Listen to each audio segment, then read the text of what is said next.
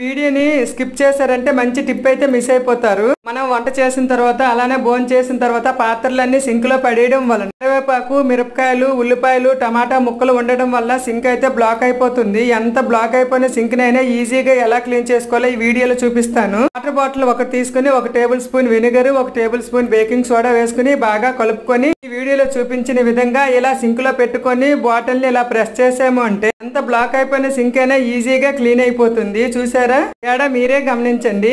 మీరు సింక్ ని ఎలా క్లీన్ చేస్తారో నాకు కామెంట్ సెక్షన్ లో కామెంట్ చేయండి. ఇప్పుడు వాటర్ అంతా వెళ్ళిపోయింది కదా, చెత్త అంతా బయటకు ఉండిపోయింది. ఈ చెత్తను తీసుకొని వాష్ బ్రష్ తో మనం సింక్ ను బాగా క్లీన్ చేసుకున్న తర్వాత కొద్దిగా గోరువెచ్చని నీటిలోనే ఒక నిమ్మ చెక్కని పిండుకొని సింక్ లో వేసుకున్నామంటే సింక్ లో ఉండే జిడ్డంతా క్లీన్ అయిపోయి అలానే స్మెల్ కూడా రాదు. ఈ వీడియో మీలో చాలా మందికి యూజ్ అవుతుంది అనుకుంటున్నాను. అంతేకాదు వేడి నీళ్లు, నిమ్మ చెక్క, అప్పుడప్పుడు రాళ్ళ ఉప్పు కూడా వేసుకుని సింక్ ని ఇలా వారానికి 1-2 సార్లు కడుక్కున్నామంటే బ్యాక్టీరియా, కాక్రోచ్ లాంటివి ఏమి ఉండవు.